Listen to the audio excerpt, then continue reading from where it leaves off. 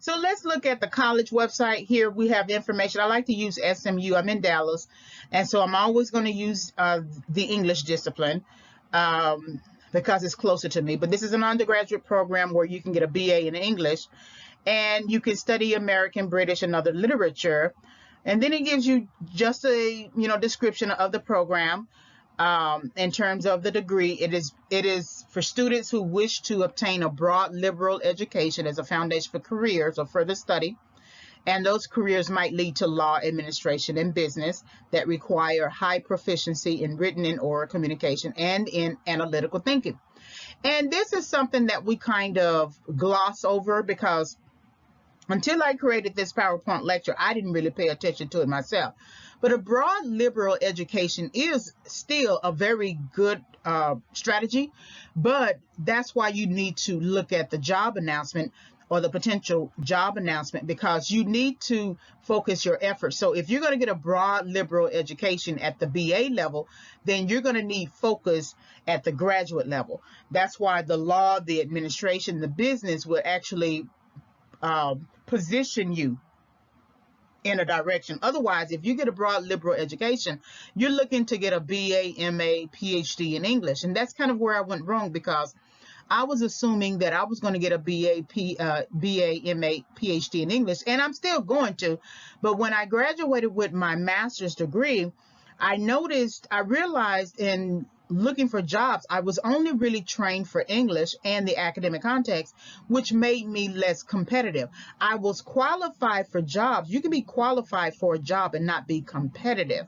And so had I taken some business courses, had I taken some technology courses, maybe I did take a little bit of a law course, business law and the legal environment, but that had been so long ago. So when I applied for jobs, it was hard for me to get jobs right after college, and the only jobs I could get were teaching, which is what I wanted anyway. But when you're trying to find work, it's you realize that you are not as competitive as you thought you were. So really pay attention to the descriptions that you see, because once you see the term broad liberal education, place that in quotation marks, that should be something that triggers your mind. Okay, if it's broad, I'm going to have to focus myself.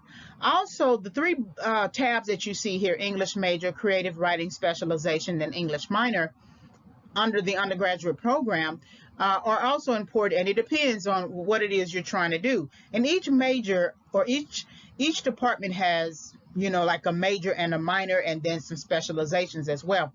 And so you would have to choose which one is going to be the one that's going to be suitable for you. Therefore, you need to have, I really do believe today, you need to have some clue about what it is you want to do.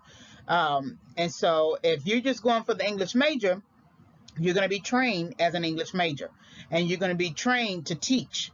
And but you're not necessarily going to be trained to teach within or operate within a business environment, because you are not taking any business courses.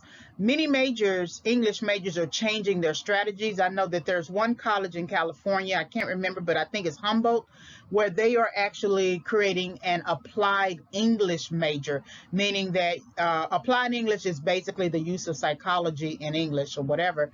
And